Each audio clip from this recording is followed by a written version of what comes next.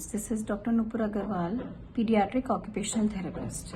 Things not to do with an autistic child. आज हम इस टॉपिक पे बात कर रहे हैं। मैं आपको पहले ही बता चुकी हूँ कि बच्चों के स्टिमिंग बिहेवियर को स्टॉप नहीं करना, उनके रूटीन को सडनली चेंज नहीं करना, उनके कॉम्प्लिकेटेड टास्क नहीं देना बिगनिंग में। आज मैं बात करूंगी आपसे कि इन बच्चों को अनअटेंडेड लॉन्ग टाइम पीरियड तक नहीं छोड़ना है। आप अपने हाउस हेल्प के साथ छोड़ देते हैं, कुछ पेरेंट्स वो अपने ऑफिस वर्क करते हैं, वो या फिर वो ग्रैंड पेरेंट्स के साथ छोड़ देते हैं। कैसे भी हो उनको लेकिन अनअटेंडेड लॉन्ग टाइम पीरियड तक नहीं छोड़ना है।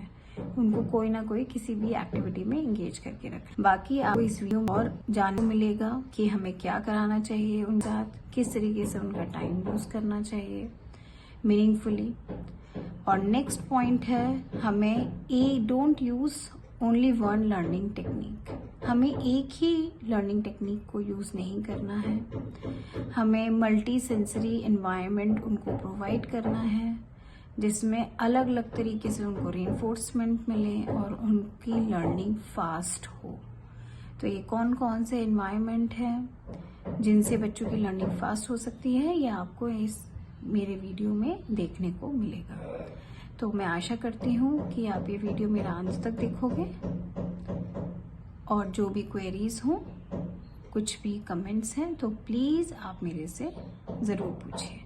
Thank you. Don't leave the kids unattended too long. बहुत देर तक इन बच्चों को अकेला नहीं छोड़ना है। ये अलग बात है कि आपने इनको ट्रेन कर दिया है, आपने इनको लर्न करा दिया है, लेकिन फिर भी उसके बाद ये किसी भी इलेक्ट्रिकल सिस्टम में अपना हाथ लगा सकते हैं। इनको नहीं पता है कि किस तरीके से इलेक्ट्रिकल कोई भी इक्विपमेंट्स हैं कैसे काम करते हैं, या फिर आपने इनको बताया नहीं है पहले से, या फिर कोई भी ऐसी हार्मफुल चीज़ जो इनके लिए डेंजर हो सकती है। तो इसीलिए आप इनको अनअटेंडेड नहीं छोड़ सकते हैं। और वैसे भी ये बच्चे जब बहुत ज़्यादा टाइम तक आइडियल होते हैं, जब इनके पास फ्री टाइम होता है, तो उस टाइम पे इनके स्टिमिंग बिहेवियर बढ़ जाते हैं या अनयूजुअल बिहेवियर्स बढ़ जाते हैं। तो इसलिए इनको ज़्यादा से ज़्यादा टाइम तक मीनिंगफुल एक्टिविटीज़ में एंगेज करना ज़रूरी है। इनको इनकी एनर्जी को चैनलाइज करना ज़रूरी है, प्रोडक्टिवली चैनलाइज करना बहुत ज़रूरी है। तो कोशिश करें इनको बहुत टाइम तक अकेला ना छोड़ें, सुपरविजन में ही रखें। नेक्स्ट पॉइंट है मेरा, don't use only one learning technique. हमेशा इन बच्चों के लिए आपको एक ही लर्निंग टेक्निक नहीं यूज़ करनी है। आपको लर्निंग मीडियम्स चेंज करते रहना है। जैसे कि छोटा सा एग्जांपल है, अगर हम राइटिंग की बात करें, राइटिंग में बच्चा नहीं समझ पा रहा है, आप क्या सिखा रहे हो उसको, तो आप इसको टेक्टाइल मीडियम यूज़ कर सकते हो। आप सैंड या सॉल्ट ट्रे ले सकते हो, आप चॉक और स्लेट का मीडियम ले सकते हो, आप बोर्ड मार्कर का मीडियम ले सकते हो। अलग अलग मीडियम्स यूज़ करें, बच्चों को सिखाएं।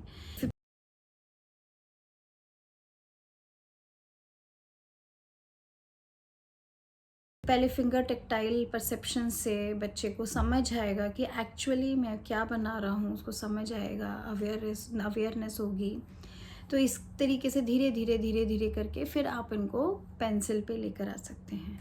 तो इस तरीके से अलग अलग मीडियम्स आप यूज़ कर सकते हैं। जैसे कि आप इनको अलग अलग, जैसे कि रीडिंग बुक्स से आप इनको समझा रहे हैं, आप इनको कट पेस्ट करके इनको सिखाएं, आप इनको फेविकॉल और ग्लू से आप इनको सिखाएं, या फिर वेलक्रो से सिखाएं। तो इस तरीके से अलग अलग मीडियम है। जैसे कि अगर आप फ्रूट्स और वेजिटेबल्स का मतलब बच्चे को सिखा रहे हैं, तो आप ओरिजिनल तो आप दिखाएंगे ही, बच्चे को बुक से पढ़ाना सिखाते हैं, बुक से पढ़ाएं, मैचिंग करके सिखाएं, ओरिजिनल आइटम्स के साथ मैच कराएं, फिर उसके बाद पिक्चर टू पिक्चर मैच कराएं, फिर ओरिजिनल फ्रूट और वेजिटेबल्स को सॉर्टिंग कराएं। तो अलग अलग मीडियम्स में आप यूज़ करें। ये जो ऑटिस्टिक बच्चे होते हैं, ये मल्टी सेंसरी जब लर्निंग टेक्निक्स होती हैं, तो ये ज़्यादा इजी होता है उनके समझने के लिए, और ज़्यादा आराम से आसानी से वो समझ पाते हैं, क्योंकि इसमें हर एवरी सेंसरी सिस्टम उनका यूज़ हो रहा है। May be tactile sensory system है, या फिर ऑडिटरी सेंसरी सिस्टम है, या फिर इनका ऑल्फैक्टरी सेंसरी सिस्टम है, सेंस ऑफ स्मेल। तो ये किसी भी अपने सेंसरी सिस्टम के थ्रू इनकी लर्निंग हो सकती है। तो आप मल्टीपल एनवायरनमेंट यूज़ करें और बच्चों को लर्निंग कराएं, हर तरीके से लर्निंग कराएं। जितने भी तरीकों से आप उनको समझा सकते हैं, एक चीज़ को हर एंगल से आप समझाने की कोशिश करें। इन बच्चों को मैक्सिमम सोशल एक्सपोजर होना चाहिए। जैसे कि अगर आपको सोशल सेटिंग का एक्सपोजर देना है तो हर सोशल सेटिंग का, जैसे पार्क का हो गया, स्कूल का हो गया, अगर बच्चा ग्रोसरी मार्केट जा रहा है या फिर शॉपिंग मॉल जा रहा है, नेबर्स हाउस जा रहा है, रिलेटिव हाउस जा रहा है, किसी बर्थडे पार्टी में जा रहा है, तो इस तरीके से हर मैरिज पार्टी कोई भी हो गया, तो इस तरीके से हर सोशल सेटिंग का बच्चों को एक्सपोजर होना चाहिए। सब सोशल सेटिंग्स के अलग अलग रूल्स और रेगुलेशंस होते हैं, उसका समझना ज़रूरी है कि अगर हमें बिलिंग काउंटर में बिलिंग करानी है तो हमें एक लाइन में खड़े होना है, अगर वॉशरूम के आगे खड़ा होना है, अगर आगे कोई है तो हमें लाइन में खड़े होना है, अगर हम स्कूल में जा रहे हैं तो वहाँ पे प्रेयर का अलग टाइम है, क्लासेस का अलग टाइम है, प्रेयर में हमें खड़े होके, असेंबली में खड़े होके ही हमें प्रेयर करनी होती है, क्लासरूम्स में हमें बैठना होता है, और एक क्लास के बाद जब दूसरा क्लास पीरियड स्टार्ट होता है तो उसके बाद जब दूसरा क्लास स्टार्ट होता है जब भी हम खड़े हो सकते हैं और मैम को ग्रीट कर सकते हैं। उसके अलावा क्लास के बीच में कभी भी हम खड़े नहीं हो सकते। तो इस तरीके से ये छोटे छोटे रूल्स और रेगुलेशन हर सेटिंग के हैं जो बच्चों को समझाने ज़रूरी हैं। तो इसके लिए उनको मल्टीपल सेंसरी एक्सपोजर, जो सोशल एक्सपोजर है, वो होना बहुत ज़रूरी है। तो हर तरीके का उनको एक्सपोजर होना चाहिए, चाहे सोशली है, चाहे फिजिकली है, चाहे एकेडमिकली है, हर एंगल से, हर परसेप्शन से, हर मैनर से उनको एक्सपोजर होना बहुत ज़रूरी है, जिससे उनकी लर्निंग बहुत अच्छी होगी।